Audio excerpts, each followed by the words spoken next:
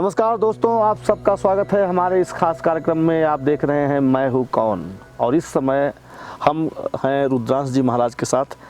गुरुजी आपका बहुत बहुत स्वागत है। धन्यवाद। पिछले एपिसोड में हम चर्चा कर रहे थे कि पूजा अनुष्ठान में कुछ लोग बलि या कुर्बानी देते हैं ईश्वर को प्रसन्न करने के लिए। आज हम उसी चर्चा को थोड़ा सा आगे और बढ़ाते हैं और ये जानने की कोशिश करते हैं कि कुछ लोग ऐसा मानते हैं कि कुर्बानी देने से या बलि देने से कुछ तरह की देवी देवता या कुछ शक्तियाँ उनके साथ आ जाती हैं और वो उनसे अपना काम करवाते हैं, या किसी का नुकसान करना हो या फ़ायदा करना हो अपना काम करते हैं। ये क्या है? ये होता है क्या ऐसा? अब जो भी लोग ऐसा कार्य करते हैं, जैसा आपने सुना है और मेरे को बता रहे हैं, पहले तो ये चीज़ है कि क्या भगवान से कोई कार्य करा सकता है, या किसी देवता से यदि कोई कार्य करा रहा है और वो देवता उसके मन चाहे काम कर रहा है, वो हजारों रुपए खर्च कर रहा है और उससे अरबों रुपए कमा रहा है, क्या वो देवता इतना भोला है, इतना साधारण है, उसको इतनी समझ नहीं है कि मुझे 500 रुपये दे के 500 रुपये खर्च करके और ये मेरे से हजारों रुपए कमाएगा, लाखों रुपए कमाएगा, करोड़ों रुपए का इनकम करेगा?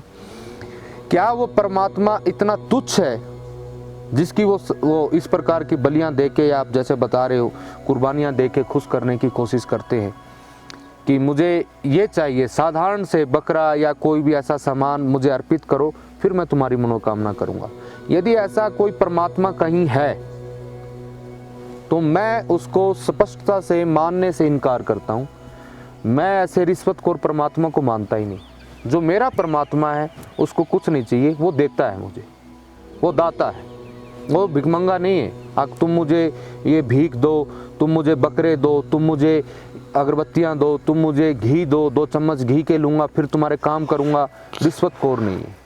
मैं उस शक्ति की आराधना करता हूँ, उस परमात्मा को मैं मानता हूँ जो किसी प्रकार से आदमी उसको कुछ दे ही नहीं सकता, उसका सामर्थ्य ही नहीं है। बलिदान वगैरह सब कुछ चीज़ें उसको करनी है तो उनको कर लेने दो। वो अपने उसके लिए करते हैं वो लोग, है ना, पाखंड फैलाने के लिए। उसका परमात्मा से कोई लेना देना नहीं। जहाँ तक मैंने साधना की है मैं समझता हूँ वो। और कई लोग क्या है कि नेगेटिविटी है, कई एनर्जी है, उनको बोलते हैं कि हमने ऐसे इस चीज़ को वश में करना है, इससे काम कराने। तो वो चीज़ें वश में, एनर्जी को कभी कोई वश में नहीं कर सकता। पहली चीज़, एनर्जी तो सर्वत्र है। वो आप किसी एक चीज़ के अंदर, जैसे बिजली होती है ना, संगठित कर लिया, संगठित किस में कर सकते हो? जो बैटरी होगी, जो खाली होगी, लेकिन जो पहले ही भरा हुआ उसमें कैसे करोगे? एक व्यक्ति है, यदि कोई आह्वान कर रहा है, यहाँ बहुत सी एनर्जी है, इस एनर्जी के अंदर से मैं किसी एक विशेष एनर्जी का चुनाव करता हूँ और मैं अपने अंदर उसको लेना चाहता हूँ, लेकिन मेरे अंदर जब जगह ही नहीं है तो वो कैसे आएगी? या कोई व्यक्ति है जो उसको चाहता है, वो उसके अंदर आएगी तो उसके शरीर को हानि पहुंचा देगी। यदि जैसे एक बल्ब है, एक बल्ब की क्षमता है 100 वाट, यदि आप उसके अंदर हजार वाट गुजार दोगे तो क्या होगा? क्या होगा? ब्लास्ट हो जाएगा, वो बल्ब फट जाएगा ना। तो ऐसे ही एनर्जियों का काम है। इन एनर्जियों को कोई वश में नहीं कर सकता। ये सब पाखंड है। यदि ऐसा होता तो भारत को पाकिस्तान से जंग लड़ने की क्या जरूरत थी? चाइना से युद्ध क्यों हार गया भारत? इतने बड़े बड़े तांत्रिक जब इस देश के अंदर हैं, जो बलियां दे के काम करा सकते हैं, इतने बड़े बड़े जिन जल्लाद उनके पास हैं, तो उनको बॉर्डर के ऊपर तैनात कराइए ना।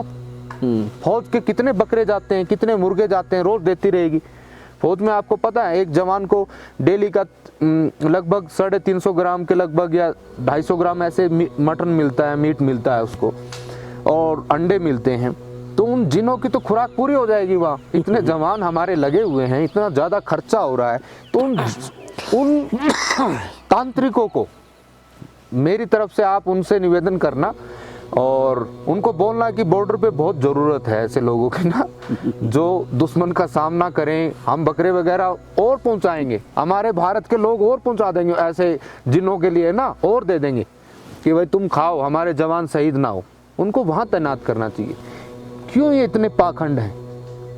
यदि ऐसा होता तो कितने बड़े बड़े राजनेता जिसको चाहते, जिस विरोधी को उसको धराशी कर देते थे। ये छोटे मोटी जगह क्यों होता है?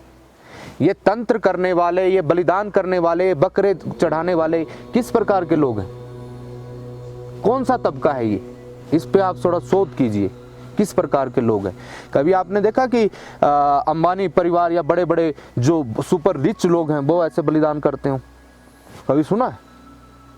उनके नाम से पैसे लेके कोई दूसरा पाखंडी करता हो तो अलग बात है, मैं नहीं जानता, लेकिन इस प्रकार के ज़्यादातर आपको 90% केस ऐसे मिलेंगे जो बहुत गरीब तबका है, अनपढ़ हैं, थोड़ा सा जागरूकता की उनके अंदर कमी है और पाखंडों से घिरे हुए, और जो अंधविश्वासों और जो वैसी बातें हैं उनसे निकले नहीं है, अभी तक जागरूकता उनके अंदर नहीं आई है।